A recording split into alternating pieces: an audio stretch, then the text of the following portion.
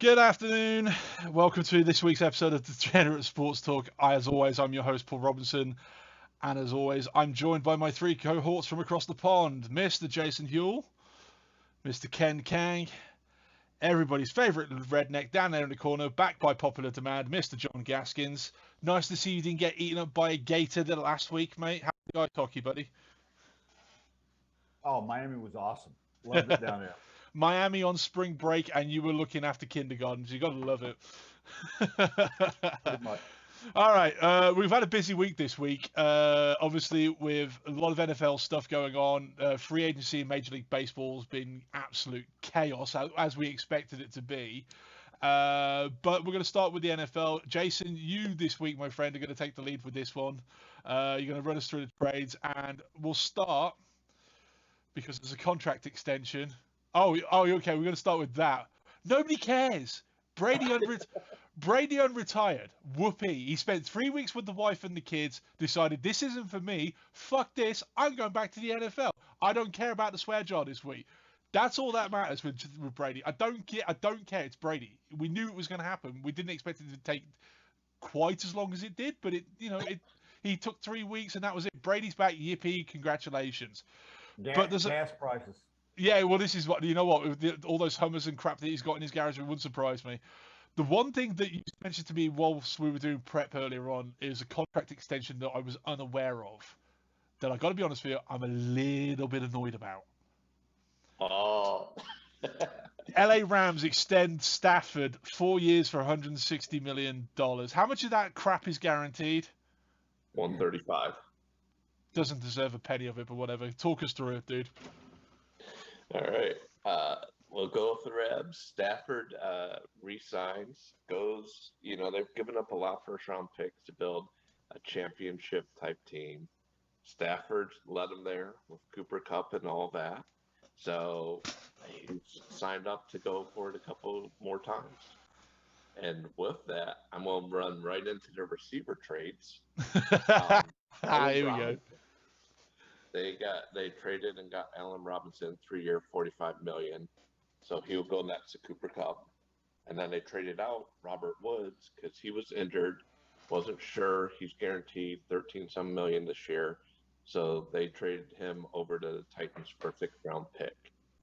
So to me, it's basically they're upgrading from Woods, who's a great receiver, to Allen Robinson, who I consider like a number 1, to play the number 2 because they have Cooper Kupp. I was going to say, yeah. I mean, if you're playing with Cooper Kupp, you're definitely not slotting into the number 1 slot on targets and whatever else because Kupp's there.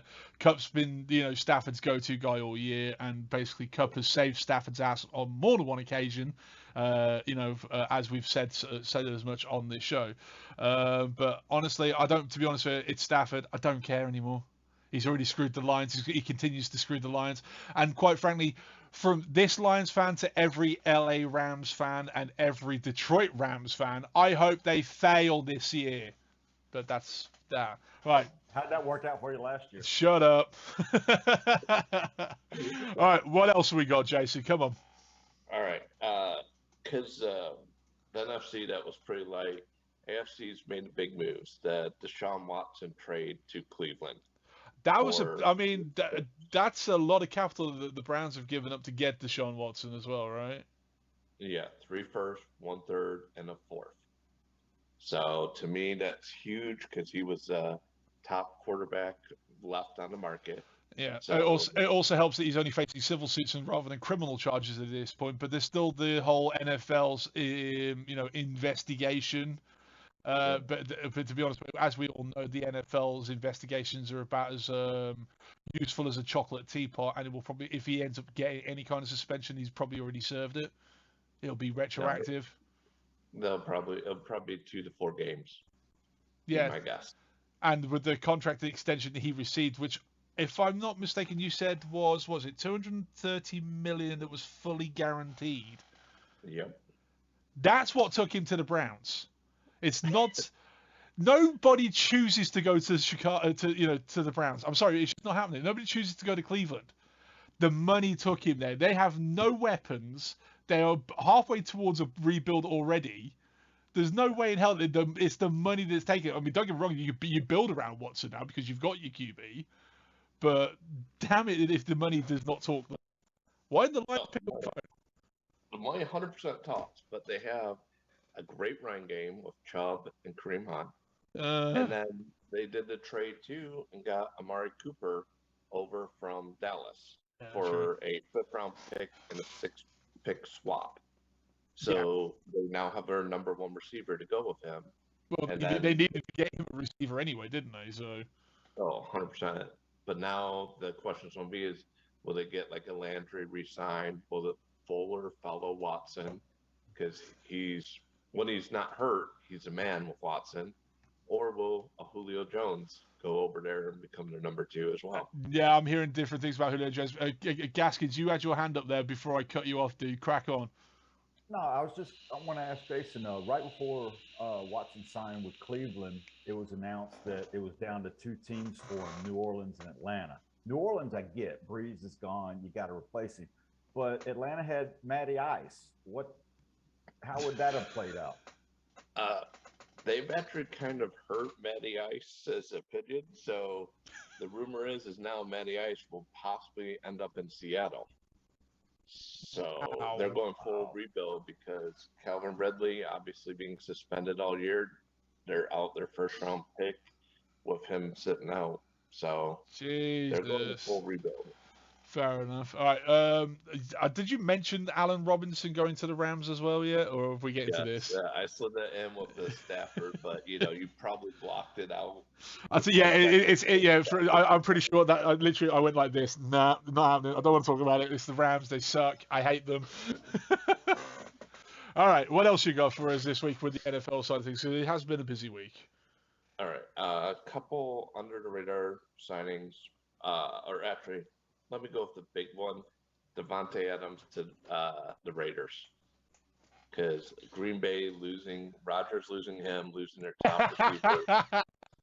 Oh, poor old Kenny boy down in the corner there. Ken, that one's got to sting a little bit. But, I mean, Rodgers signing for that huge contract, he must have known that Adams was going before he put pen to paper on that deal, surely. There's no way he signed They said he did. They said Rodgers knew beforehand.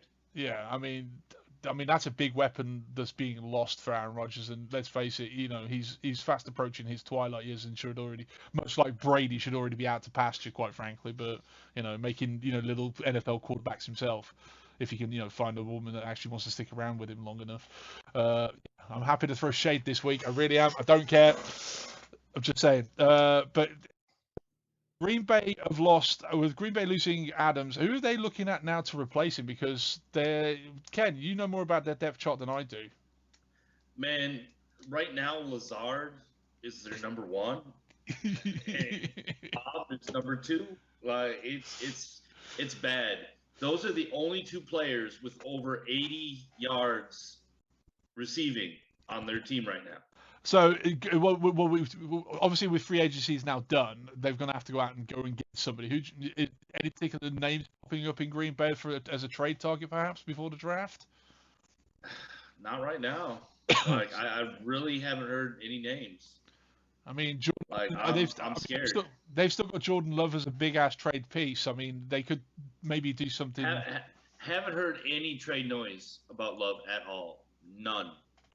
That's disappointing from my perspective, because I'm a Jordan Love fan. I do think that he's got an immense amount of talent that should quite honestly be used somewhere else. I don't think his tenure in Green Bay is going to last much longer. I do hope he gets traded. There are multiple teams still needing a quarterback. He's a guy that you could quite easily build around. He's not going to be like he's not going to be a Stafford or what's the dude? He's not going to be a Mahomes type, but he could have a very long, successful career, maybe like a Ben Roethlisberger. It's just he's got the kind of mentality where he just wants to play, and he needs to go to a team that's going to allow him to get under center. But I mean, he's a good trade piece. You could pick up a wide receiver, maybe. Who do you think they target in the draft? Where the Green Bay in the draft currently? I mean, they're at the far end. I don't know the exact pick. So they're Jason maybe do, but... late 20s, I'm guessing, Jace. Yeah, late 20s. They have 2 at the end of the first. Okay, so I mean, at worst, they're going to have to address the wide receiver problem in Green Bay for Rodgers in the draft. I Let's mean, hope so. well, it's kind of a sure thing though at this point. If now that Adams has gone, I mean, if Adams hadn't gone, then you'll maybe look elsewhere. But now that he has, because he was never playing under the franchise tag, and as soon as they tried to tag him with it, he was like, nah, not happening. So, and that fair play to the kid. I mean, he got himself paid as well. So, what it is, what it is. What else you got, Jace? Or is that the? Because that's a big one. So I'm going to throw out 2 or 3 more fantasy football, like Evan Ingram going to Jacksonville Jaguars. Yes. 1 year, $9 million contract. Approve it. Reestablish his value after their coaching and all that. And Daniel Jones killed his value last year. Yeah. He's looking at Doug Pearson going there, making Ertz good, making Goddard good. So he's trying to reestablish and cash in. Fair enough. There was one signing for the Lions that I enjoyed this week, which was Chalk. That was another 1 year prove it deal for me. That was a very low key move. I mean, there are a lot of Lions fans that are not happy that we didn't pick up the phone about Watson and get them. They tried to trade Goff, but I understand Brad Holmes is wanting to keep the fun tokens rather, and then continue with the build that he's doing. He's obviously got a plan in mind. So for me, it's like, yes, I would have liked the talent that Watson would have brought to the Lions, but to be honest with you, the amount of capital that was given up for him, especially with a PR nightmare surrounding him. I mean, let's face it, the Browns are what could only be described as the NFL witness protection program right now for him.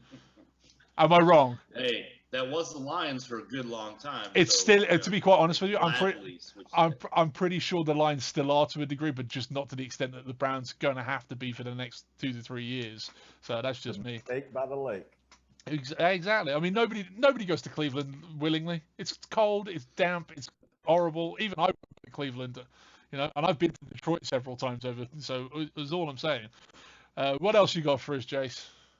The last one I wanted to bring up was Juju Smith-Schuster going to Kansas City. You know what? That's a low-key good move for Kansas City because they've needed somebody like Juju kicking around to help out back in that back line. So I'm actually good with that trade. Sorry, with that signing even. So he will step up to their wide receiver too. Sammy Watkins, when he left, was gone.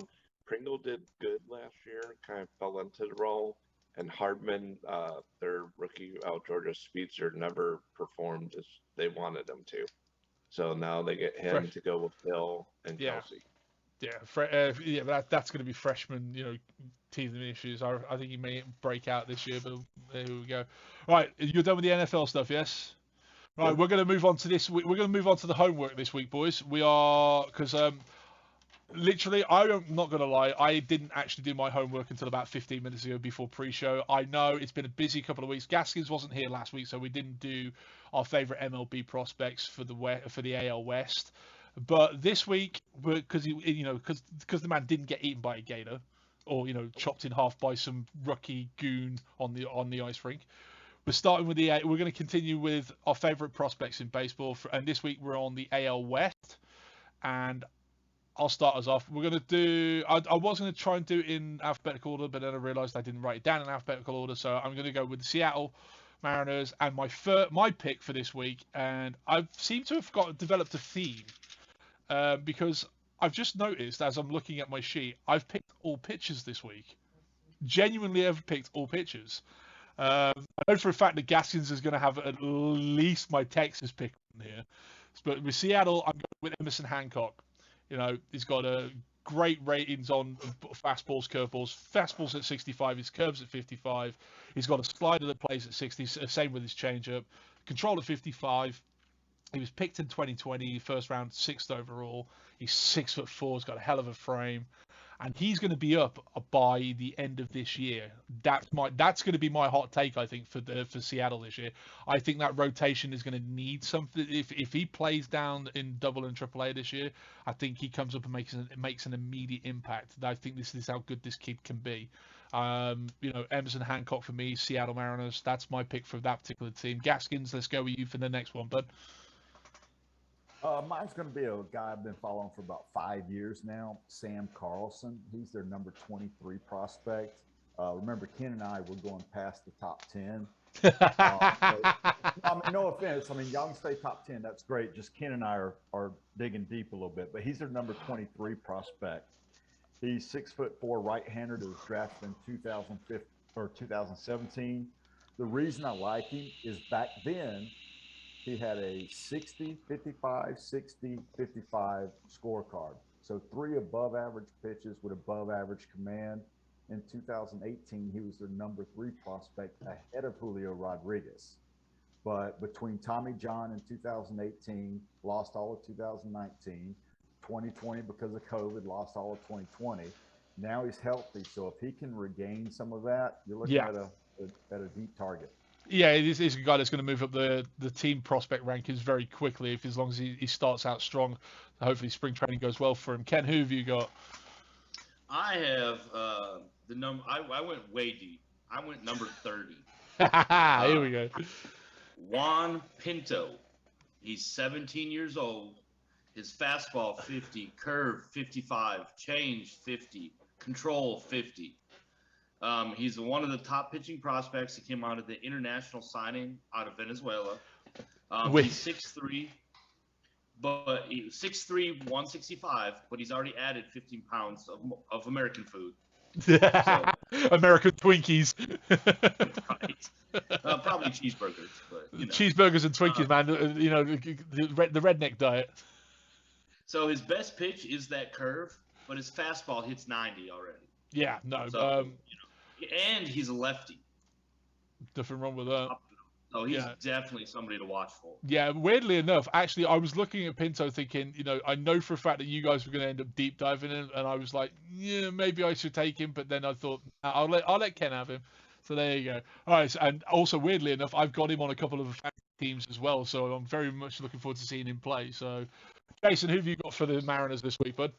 All right. Well, I had no fantasy football or fantasy baseball players. So you actually have to do some research this week. The guy I actually liked, and that's mainly because I saw a couple pictures where he threw some sliders that made some people look silly, was Matt Brash, 23 in Double-A. Yep. And his slider looks awesome. Like the swings was just fun to watch. And his fastball is 95, 98 miles per hour. So yeah, he's a decent pitching prospect. Nice. No. He's not wrong actually, because I've seen it. I'm much like yourself. I've seen him in games recently, and with the spring training. Yeah, he'll be another one. He'll be up this year. So yeah, good choice on that one, Jason. I'm so proud of the way you've come along on baseball, man. So proud. All right, we're going to move on to the Houston Astros. Now, Gaskins is going to hate me for this pick because I am a big Forrest Whitley fan. I have been for years. He was a perennial number one draft. He was a perennial number one minor leaguer until the Tommy John surgery. 2020 wiped out COVID. The guy's got a 60 fastball, 60 curve, 60 changeup. Control and sliders are both at 55.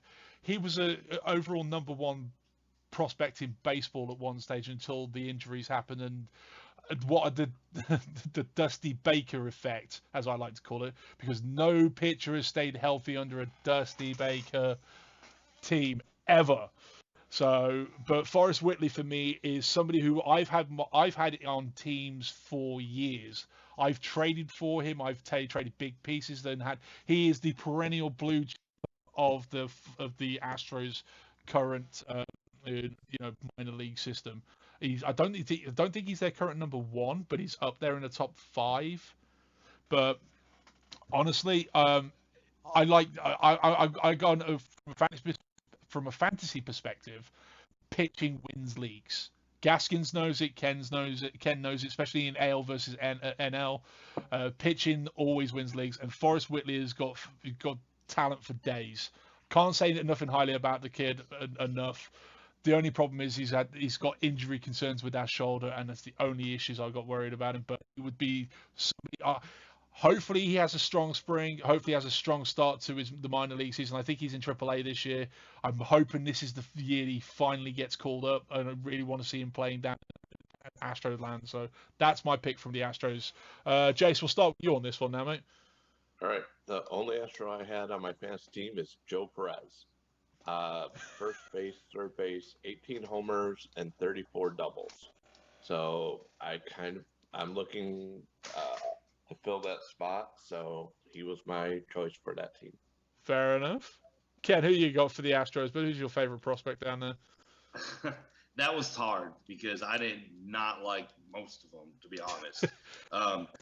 I took Jamie Melendez, number 19, a 20-year-old, a pitcher, fastball 55, slider 55, curve 55, changeup 50, control 50. He's off the 2018-19 international class. He was only in low A ball for 5 weeks. Posted a .49, 38 Ks, and 18 in the third innings during that time. So, I mean, he impressed. Yeah. He's added 5 miles an hour to his fastball to put it in the mid-90s. But they're looking at him as a reliever, not a starter. Yeah. So.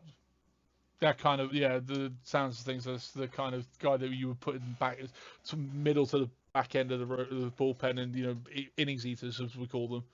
So, but there you go. Gaskins, who you got for the Astros? I know you probably deep dive these guys as well. Oh, first write this down. Forrest Whitley is the Brent Honeywell of the Houston Astros. I knew that was coming. I knew chasing that lightning for a while.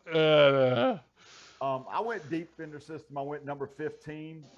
They're really bereft of any talent past number 10 anyway. So yeah. I just like the freaking name, Matt Barefoot. Come on, man. Is that the way he plays baseball or his real last name? But it sounds like you can go out hunting with you, man. Yeah, like Shoeless Joe Jackson. 6-foot outfielder. He's 24 though in Double-A, but he actually went 2020 last year with a 789 OPS. He's got solid, 50-50, 55s across the board, and he was a 6th round 2019 pick.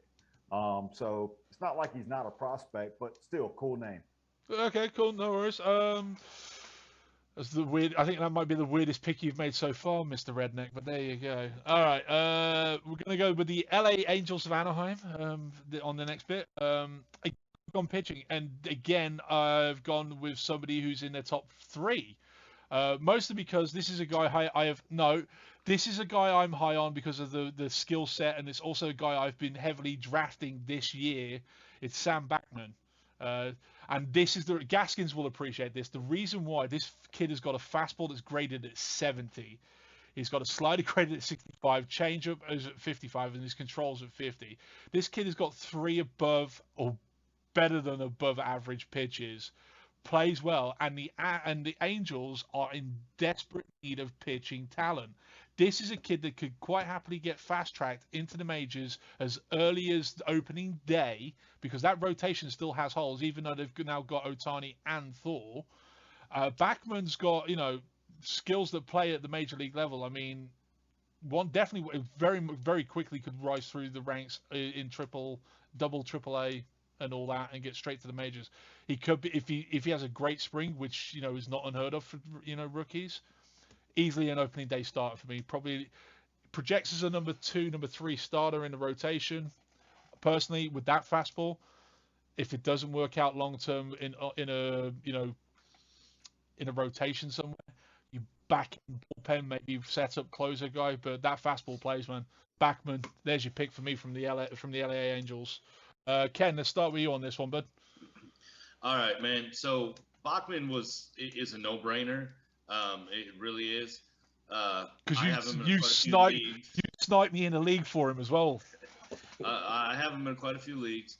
I also have a few of his autographed cards as well. So I'm looking for those prices to go up. But I went ahead and cheap plug. And when I go ahead and dive in, I'm always looking for the younger guys as well. So yeah. Here's a 17-year-old Kristen Monroe. He's number 25 on their list. He's hits 50, powers 50, runs 60, arms 50, fieldings 50. So he's right there all the way through. Think Cabrian Hayes like profile is what they're kind of comparing him to. Yeah. Okay. They have strong ties to Bahamas that the Angels do, and that's where they pulled this kid from. Basically, right now, the one catch on him is he has a line drive swing. So they need to work on getting a little arc there so he can have home run power, not just line drive power. Yeah. Okay, cool. No worries. Eeny, meeny, money. Jason, let's go with you for LA. Right. So my fantasy team needs some speed and stolen bases. So I have Kyron Paris. Because Nice. he seems to have some jets, and I managed to get him on my team as well.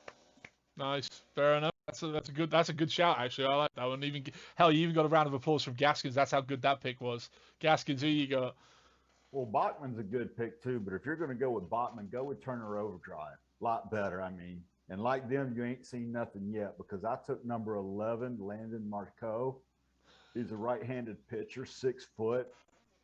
Now his fastball is only average at 50, but then he's got 355 junk pitches and 55 command. So, you know, even if with 3 above average pitches and above average command, in 6 foot, he'll probably end up reliever, but a solid prospect. No, absolutely. I to be honest with you, I was looking through the list as I was doing prep. I was like, yeah, I know exactly who Gaskins is taking there. So I called that one. Right, we'll move on to Oakland. Now, Oakland for me, this one's going to shock Gaskins because it's out of the top 5. It is number 6 on the Oakland's radar at the moment. It's not Christian Patch who they've just. It's also not Christian Patch who they've traded for recently. It's JT Ginn. Fastball plays at 60, sliders at 60, changeups at 55. Got control of 50. First round pick, 30th overall, I think by the Mets in 2018. He's 6'2". He's a guy that I've picked up in a couple of leagues because of literally I watched him in a couple of games last year, spring training wise. I also caught him in a game this weekend. And it's like, okay, this kid's got some skill set there. So looked into him, did a little bit of a deep dive on him today for this. And JT Ginn is another pitcher that I'm very much interested in, looking forward to watching you develop. I don't think he plays this year. I think even with the Oakland's tear down, I think maybe you might see him in September. You may see him as early as next year though. So JT Ginn for me is my pick for the Oakland A's. Gaskins, let's go with you, bud. Who? Gaskins, you. Okay. All right. Ginn is a good prospect. And yeah, he did come over from the Mets. I think he was their number 4. But I question how much of a deep dive you did because you just said you did this 15 minutes before the show. so not much deep diving. I didn't. Well, let's put it. I'm calling you out. Okay, no. You know what? I'll hold my hand up. I didn't go past the top 15 on any of the teams this week because I found the people that I actually wanted to talk about anyway. So we'll get the truth out of you some kind of way. I'm going with number 17, Robert Posson. He was out of the 2019 international draft. Only 2 prospects from that draft got a $5 million or higher bonus. It was him and the Martian. Seriously, you got to find a way to name drop the Martian in every show in the last few weeks as well. Dude, you seriously, you got a man crush. 17 years old and an NFL linebacker. How can you not keep mentioning? But anyway, you got a man crush. No, that's George Kirby for Seattle. I missed my opportunity there. But anyway, he's a 6'3" switch hitting shortstop. His arm and fielding are both 60s. His hit tool right now is average at 50, below average power at 45, and 65 speed. So he looks like he's going to be a table setter type prospect. Yeah. But when him and the Martian both got over 5 million, he should run up as he fills out his 17-year-old frame. Absolutely, fair enough. All right, let's go with Jason. Who have you got for Oakland, bud? Sadly, I have luckily had some trades happen recently to gain an Oakland A's prospect, which is Shane Langoliers. Okay. And you say I didn't do a deep dive. No, 100%. Well, I looked, I was like, dude, I know none of these guys. And then they traded and got some people I knew. He's a first-round pick, 9th pick overall from Baylor. Was known as a defensive catcher, great arm to second throw. But the thing that I liked is his average is up 256, and he hit 22 home runs last year. Fair So he enough. seems to be developing some power to go with the glove. Yeah, absolutely fair enough. No, Lange is a guy that I've tried to roster in a few of my leagues as well as backup behind like the Barts and the Adleys of the world, because I think he's going to be right up there as a decent catcher. So don't even do it. No, I think his pop times are below 2. So yeah, he's going to play. He's Yeah. going to play in the big leagues. Yeah, absolutely. Ken, who have you got for Oakland, bud? So I went number 16, Mason Miller. He's Good a little shout. bit older. He's 23, but fastball 70, slider 50, changeup 50, control 50. He has a little story behind him. He was actually diagnosed with type 1 diabetes, changed his diet around, added 50 pounds. He's 6'5" already. He had 97 Ks in 67 and 2/3 innings. Averages 95, tops out at 99 right now. So he definitely has a fastball. They're talking reliever for him, possibly closer.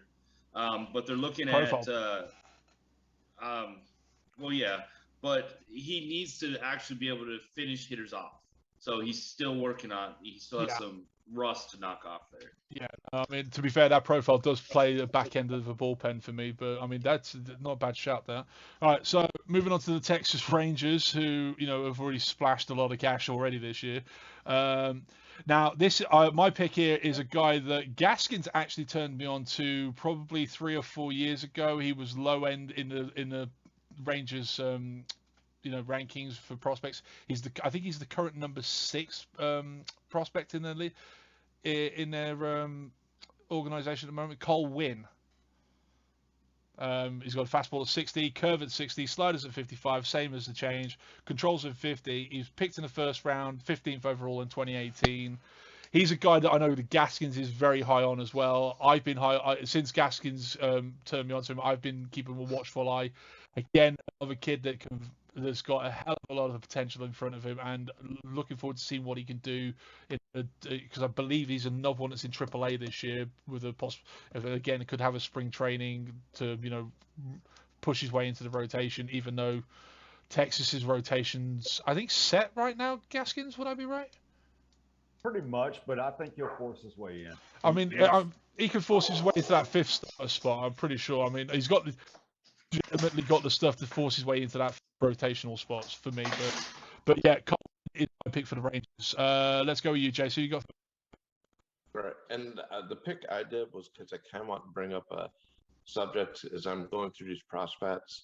He was the Rangers prospect of the year for last year, 2021, Dustin Harris. 10 home runs, 327 average. My question is this. How do they pick their prospects of the year? Because they're picking between A, AA, AAA, and where does that mean?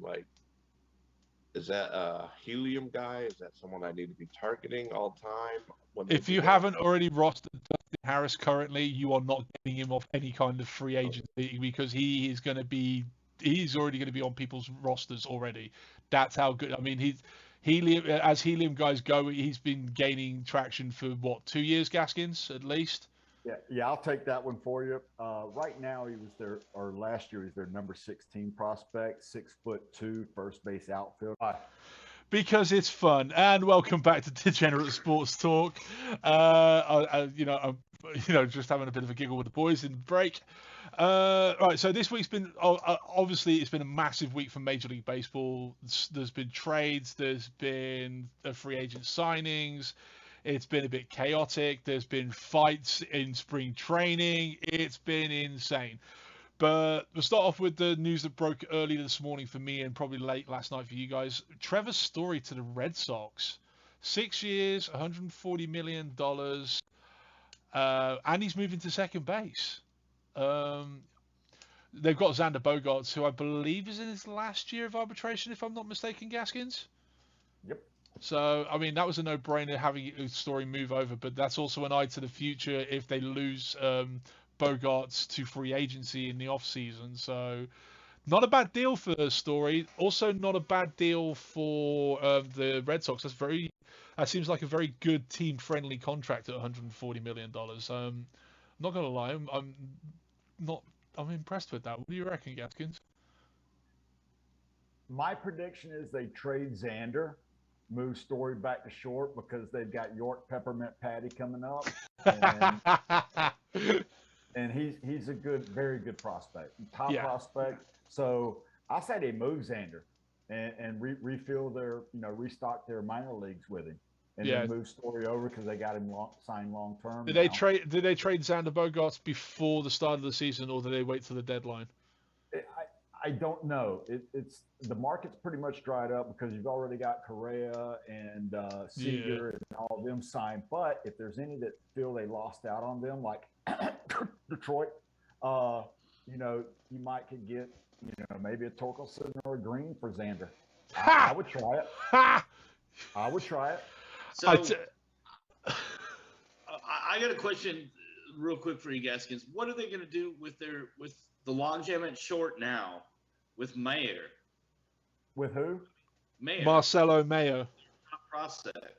Oh, that's what I'm saying is they're loaded now. So of course they're going to say that Story's going to play second. Of course they're not going to openly say, "Hey, Xander's on the market," but you can bet secretly they're shopping him. And Story, again, I think he's 27. He'll be 28 this season. Marcelo Myers is still minimum 2 or 3 years away, I would think. I mean, 2 years. He could skyrocket up, but I would say minimum 2, possibly 3 years. And also talent plays. They may flip him over to second. May move Devers in 3 or 4 years over to first. I mean, there's a multitude of things they could do. Well, yeah, it's the same old situation with when it comes to baseball and prospects. If you've got the talent always plays. It's as simple as that. I mean, Jason, this is a very team-friendly contract from that point. What do you think on the Story and the Red Sox becoming a thing? I like it. I'm very curious to see what his home run totals do outside of Colorado, and I'm assuming that's why it's more friendly. Yeah, no, absolutely. I mean, to be fair, my issues with Story were the fact that he was the 4th best shortstop on the market in this free agency period, and for 2 reasons: the splits from Coors and the shoulder issues. But I would have still taken him over Baez. I still think he was better than Baez, but that's just me personally. You would take me over Baez. That's very true. I really would, because he played better than Baez at the plate. But what do I know? I'm just a fan. But we segue from one guy coming out of Coors to one guy going into Coors. Chris Bryant, 7 years, $182 million, and the best hitter-friendly park in baseball for possibly one of the better hitters in all of baseball. I love this move. To the point where in a league where myself and Gaskins are currently dealing with free agency deals, I've gone all in on Chris Bryant because I need a left fielder anyway in that league. And I think Bryant is going to be back to stud. Complete and utter stud mode. I don't care about the splits. I think his bat plays anywhere regardless, but I think he plays especially well in a hitter-friendly park that is Coors Field. Gaskins, I know you hate me for that particular big up 2-year deal that I threw at Brighton in our league, but you got the game respects game. Come on, what do you think? No, I mean, it's a great move. Go all in. I don't blame you. Bryant hitting in Coors Field, I'm all in too. I mean, he's going to hit 50 bombs in that place. And splits don't matter. 50 home runs is 50 home runs over the course of the season. Our boy going to win me a title this year. Absolutely. Great signing for him. It looks like he's chasing the money. Good for him. I mean, works for both sides. Well, this is it. I mean, the man got himself paid, and he also got to pad his stats. I mean, seriously. I mean, this is one of my favorite deals so far of free agency. And pot's legal in California or in Colorado. Yeah, but the league is still iffy on the legality issues, are they not, with regards to stuff like that in the States? All I'm saying. Ken, what do you think about this move? Sorry, Rizzo. Man, I'm a Bryant fan. I'm a Bryant fan, and obviously coming from the Cubs, I've watched him for a long time now. He got paid, and good for him. He got paid, and yeah, it's Colorado.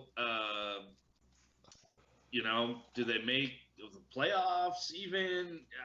I mean, so yes, fantasy wise, he should be awesome. But come September, is he going to have anything to play for? Probably Meh, not. you I know, mean, yeah, it's all. Yeah, Gaskins is right. incentives. Okay, It's all about the cheddar. fair enough. But yeah, I mean, I love it for him. But as far as getting a ring, I don't love it at all. He's got one already. He doesn't need another one. Listen, what are your thoughts on this one, bud?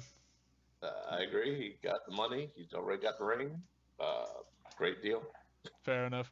All right, we're going to go from Bryant to somebody a little bit closer to Gaskins' heart here. Soler goes to the Marlins, 3 years, $36 million.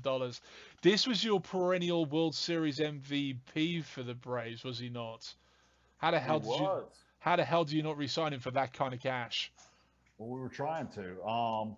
He's got two opt-out clauses on a 3-year contract, so I mean, he can opt out this year, after this year, or next year. So, Yeah. and I mean, what are you getting? Are you getting the guy that batted 213 at the beginning of the season last year? You're getting a guy that won the World Series MVP. I mean, he did hit 48 home runs for KC back in 19. So, it's a roll of the dice in what you're getting. And maybe the Braves just didn't want to pay that to roll the dice. But two opt-out clauses, great for both teams. Yeah, great for both sides on that one, and he's also the only one that's got opt-out clauses, which we'll be talking about today as well. So, but yeah, no, I like this as a move for the Marlins. Obviously the Brinson no longer there. He's now in the Astros. Minor leagues. He signed a minor league deal after leaving the Marlins. So Soler will fill a hole out in the outfield there for the Marlins, and I think Marlins for me, low key NL East kind of dark horses for me this year. I do like the look of them. I mean, they've got their pitching staff. I mean, Sixto and Alcantara. I mean, two of the best young pitchers in the game right now. That pitching staff for me is something to look out for with the Marlins, and I'm excited to see them play. There'll be one I team agree. that will be a team I will be enjoying watching. When I'm not watching Tigers baseball, I will be watching the elite pitching down in Florida and in Miami. So, Ken, what are your thoughts on Soler to Miami to Miami? I mean, I'm with Gaskins as to which one are you going to get. I was kind of shocked when Cubs traded him initially back in the day, but I've always been kind of iffy on him because he has power, but he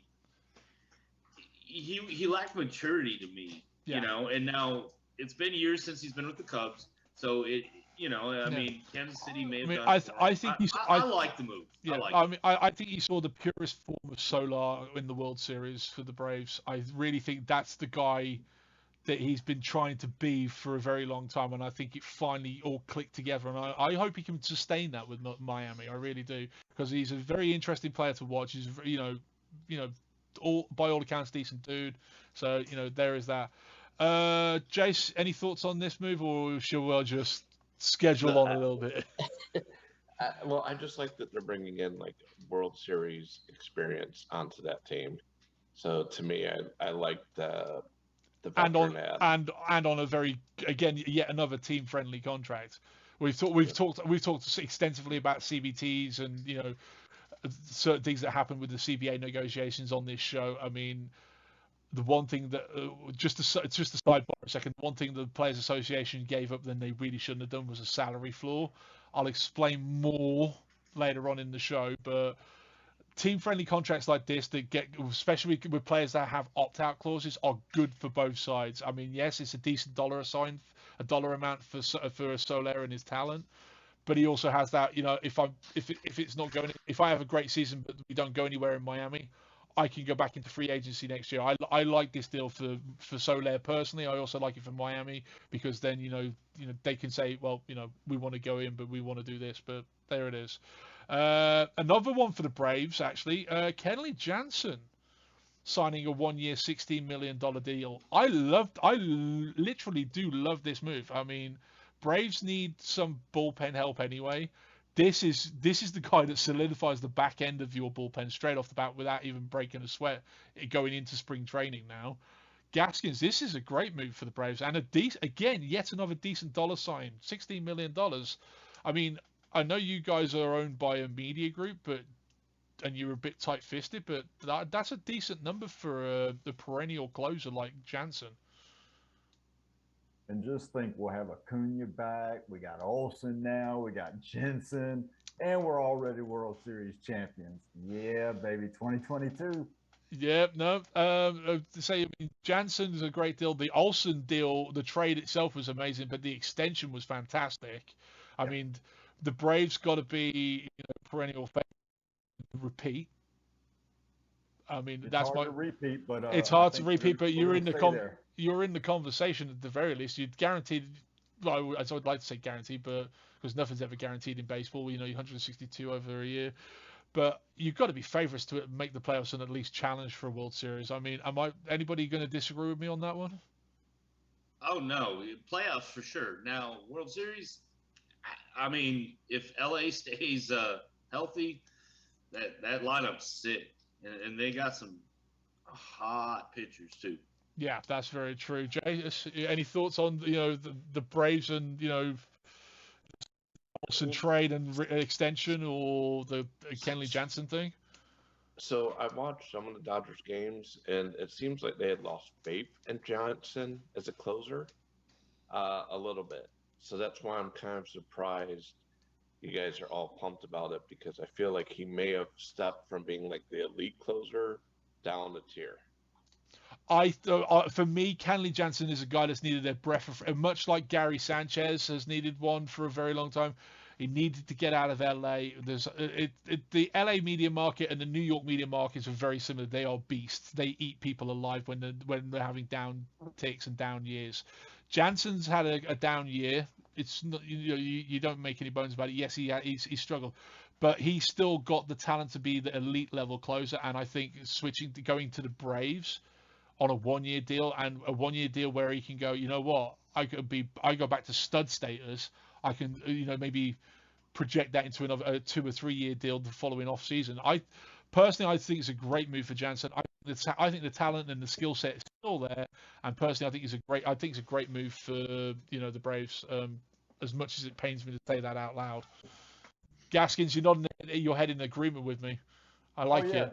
and not only that, I mean they can flip him mid-season, depending upon the standings and whatever. I mean they had Will Smith, they still got him. They can go back to him and flip, Jensen to somebody and If they're make not money. in, yeah, exactly. So I mean, there's plenty It's a of win-win. options. Yeah, it's a win-win. There's plenty of options to choose from. So, and, as Gaskins is always telling me, it's a business. It's not a sport anymore, and you can't fix stupid. So there you go. I've got this one on here because mostly because I want to say this out loud. Jock Penisman, Peterson, um, signed a 1-year, $6 million deal. Who did he go to? I didn't write this down. Giants. He went to the Giants, didn't he? That's right. Thank you. Yeah, Jock Penisman. Yeah, fuck it, Penisman. Yeah, no, complete screw it. I can't be asked anymore. But yeah, this is Pearl Necklace Central, right? This is the guy with the pearl necklace. I thought it was stupid then. I think it's stupid now. And quite frankly, I don't care where he landed. It's just meh. Nick Castellanos signed a 5-year, $100 million deal with the Phillies. That takes them way over the CBT this year, right? Yep. Phillies are going all in. I mean, that's an outfield that's going to play. I mean, you've got Harper, now Casty, plus the DH the spot as well to fill out. I mean, Schwarber as well. I mean, the Phillies have gone all in. They're looking to go for a title this year, and that's evidence with his signing. Obviously, I'm a Casty fan. I've been a Casty fan since he was in Detroit. He did great with the Reds. I mean, this is a great deal for him. He's in a park that's going to play to his strengths. I mean, his team around him is going to challenge him for a title. I mean, I'm still a little bit bitter of the way that Avila did him over, and cost us more for the trade back for him than by basically turning around out in the media and saying we didn't have any trade partners. He's got no trade value. When it turns out, hello, he comes away from you and the Tigers. He's perennial freaking MVP talent. But what do I know? Just a fan. But yeah, Cassidy to the Phillies. What do you guys think on this one? It's kind of like the Bryant deal to me. He got paid, man. He's not young, but now unlike the Bryant deal, he actually has talent around him. where and they should challenge the Braves to see what they have. Yeah. It's a long year, but I like it. I like it. Jason? I echo Ken. So at some point you've got to learn baseball, man. Gaskins. They're going to have to hit their way to the playoffs if they do, because They've got no the pitching. and I can't see them even jumping over the Mets. So I mean, I think it's the Braves, Mets, and then Phillies as far as your powerhouses. So yeah, they're going to have to jump over 2 teams to get to the number 1. The thing is as well, the Phillies don't have much in the way of a farm organization either. So they've got nothing from a depth perspective to bring up and help with that bullpen and that starting rotation. Gaskins isn't wrong here. That was a major issue with the Tigers when we were challenging in the 2010s sort of thing. And the one thing that always let us down was starters depth and especially bullpen. The bullpens are where games are won and lost towards the back end of the seasons, and the Phillies are going to have to pull something out and go and get themselves at least another starter, maybe a couple of relief pitchers if they're in contention by the trade window, or maybe even now. I mean, if there's a couple of low-key free agent starters and low-key free agent relief pitchers still on the market, I don't know who's left honestly at the moment. The Phillies still need to do a little bit of work, and they're already way over the CBT currently. So that Casty deal, I think put them 20 million over, did it not? So yeah, so the Phillies have got some work. The Mets have been making some very low key moves, but obviously their starting rotation now is insane. That starting rotation is possibly the most feared right now, with just DeGrom and Scherzer, and now Bassett added to that mix. Personally, that's a front three that would scare the bejesus out of anybody, really. But that's just me. So I mean, I think Gaskins is right. It's good Braves, it's the Mets and the Phillies in Central there, and I think that's good. That's going to be a fun division to keep an eye on all year long. So. We're going to stick in New York, and we're going to talk Rizzo and the Yankees and a 2-year, $32 million deal, which also ended up with Luke Voit getting traded to the Padres. Now, we'll get to Luke Voit in a little while. They had to do something to get rid. They had to move Voit for obvious reasons now that they've signed Rizzo. So him to the Padres was a decent deal. They got a couple of pieces back, but Rizzo's been on a couple of years of downtick. And he hasn't been the MVP kind of challenging talent that we've known from when he was back in his Cubs days, and it didn't exactly set the world on fire in Yankee Stadium. I know the Yankees are very high on him, but 2 years, $32 million is not a bad deal. Yankees keep their first base occupied for at least 2 years. It's a good deal for them. Is Rizzo likely to bounce back, or am I talking out of my arse here? I mean, or is he now in downward spiral? Gaskins, what do you got? Well, I'll address the last one first. Yes, you're always talking out of your ass. But no, I think Rizzo found on the open market that he wasn't going to get that last long-term contract, kind of like Freddie got. So I think he's relegated himself to the 2 years, 1 year, 2 year contracts to finish out his career. Yeah. As for a bounce back, he's got a short porch there in Yankee Stadium to bounce back with. So, plus the leadership he brings, he's still very good defensively. Again, win-win for both sides. Now, fair enough. Ken, what are your thoughts on this one, bud? I mean, he hit pretty much all my wannabe talking points. I mean, it's a good deal for Rizzo. Rizzo's a really stand-up guy. Hence what took we're place. Going to be talking, But, this is what we're going to be talking about later on in Muppet of the Week. The short porch. I remember, I don't want to. I'm a Yankee hater. I am, but he makes me want to watch them because I want to see him do well. Like I have no no hate that he's not on the Cubs anymore. Like, I'm still a Rizzo fan. Yeah, yeah, I'm with you on this one because Rizzo is a stand-up dude. He played his heart out for the Cubs. He'd stated multiple times he wanted to be a Cubs lifer, and I got mad respect for that. So, Jason, do you want to jump in on this one, or are you just gonna just sit back and smile, this dude? one I'm just gonna smile and nod.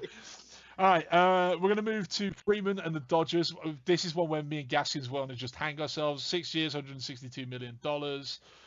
This is a great move for Freeman. He got paid. He goes to a challenging team. I'm not really going to spend much time on this one because, quite frankly, when we did the Baseball is Back special, me and Gaskins decided that we would rather probably hang ourselves than speak Freddie Freeman and one of the evil two empires. He went to one of the evil two, so.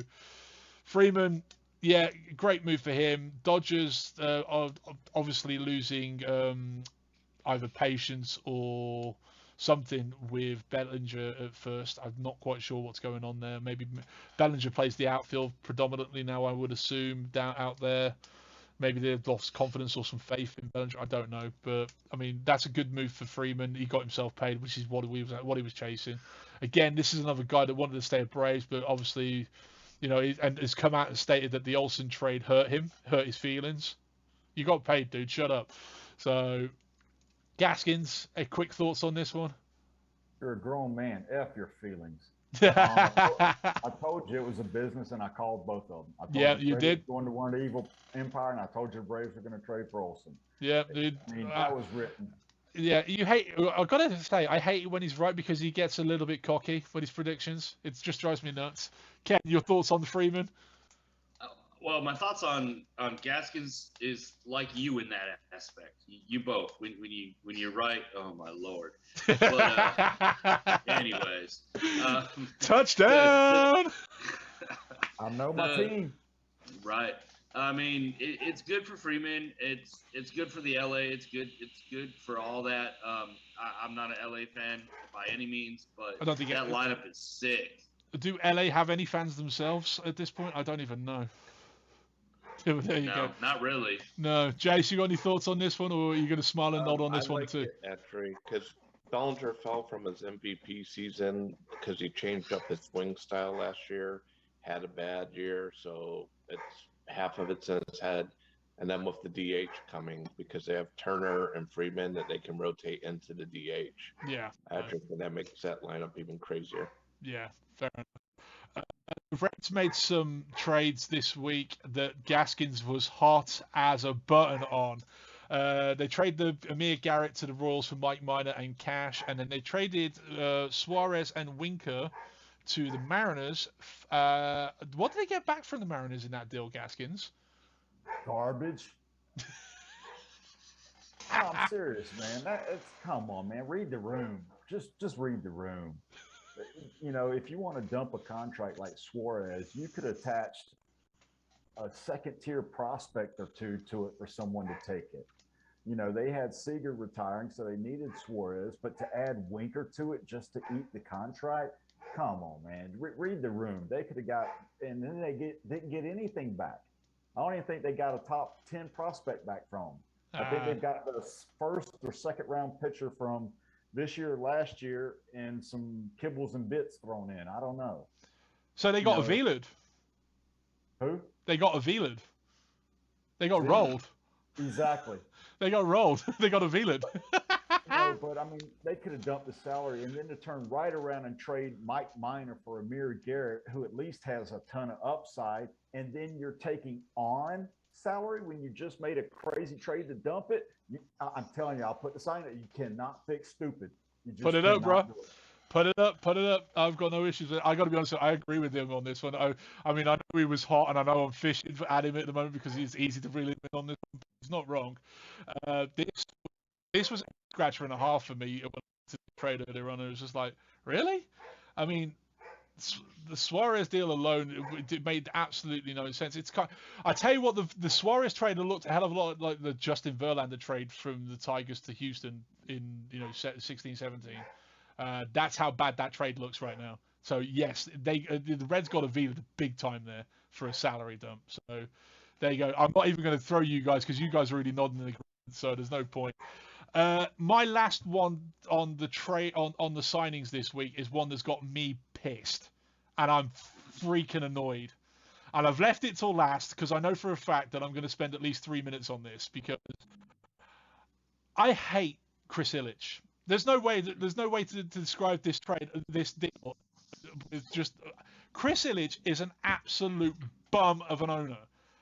Not only do you nix a deal that could bring the best shortstop in the freaking free agent class this year to Detroit and make your team better, but you let him go to a divisional rival for $105 million over 3 years with opt-outs? Are you freaking serious?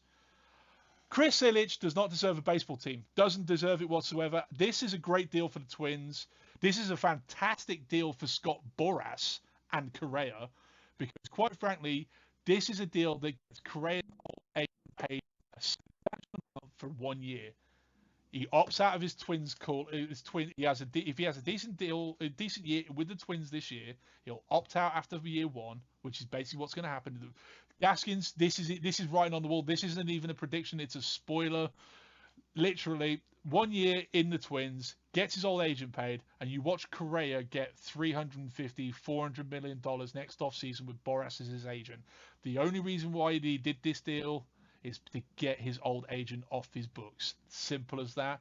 The Twins aren't going to do jack, but he's going to cause a nightmare for Detroit in the Central this year, and we get to see this clown hitting against us when he should be hitting for us, and I'm pissed, I'm annoyed, and I hate this goddamn deal. Somebody else speak. Ken? Take it, Ken. Man, I mean, it's too bad you disconnected your blood pressure monitor, because that bad boy would be up right now. No, Yeah. You know what? My blood pressure is fine. I'm just genuinely pissed off at this because it's fucking stupid. And yeah, I don't care. Yeah, this week the swear jar's got 20 in it already. I pre-warned it, quite honestly, because quite honestly, this deal, it makes sense for Correa's camp because of obviously all the outside factors with his old agent, with Boras as his new agent, with the opt-out clauses and all of that jazz. It makes sense for the Twins for shirt sales and merchandising and ticket sales and all that crap. Twins aren't going to do much this year. They've already traded off a load of key pieces. This is a marquee. People get butts in seats for the Twins. I would like to point out the obvious here. That you hate. That you're getting mad at Correa and you're getting mad at everybody else. Dude, you're a Detroit fan. Your team is where it's at, not because free agent signing elsewhere. It's because you're stupid owner. This isn't one or two moves. This is a pattern of stupid moves. So don't get mad at Correa for grabbing the money, man. No, I'm not. You know what? I'm not actually mad at Correa for grabbing the money. It makes sense for him because of the external factors that are in play right now. I get it. I understand it. Right. My problem has been and will continue to be with Chris Illich ownership. It's as simple as that, and it freaking annoys me. So there you go. Just hope they don't trade Torkelson or Riley Green. I tell you what, if they were stupid enough to trade Torkelson or Green, Detroit Tigers fans would burn Comerica Park to the ground with Chris Illich tied to center field. I'm telling you that. All right. I'm done with MLB trading and free agency stuff. We're moving on to Muppet of the Week. So obviously the Tigers go straight up to the Muppet of the Week for said reason, allowing the perennial shortstop of the free agent class to go and sign in with a divisional rival is easily Muppet worthy this week. Quite frankly, I'm annoyed. I'm pissed. I'm done. Oakland A's also get a nomination this week because, quite frankly, the Oakland Athletics, after spending the last 2 years being a playoff contending team, whilst raising ticket prices for their, shoddy little coliseum out there in Oakland, have decided to do much in the same way as the Reds, a massive salary dump and trade for. Well, I think the only real notable piece that has come back in any of the trades is Christian Patch, quite frankly, recently. And I think that's the only acquisition I actually like for the Oakland A's. But so they're going to be bottom feeding over in the West. And quite honestly, I don't like the way that the A's are doing business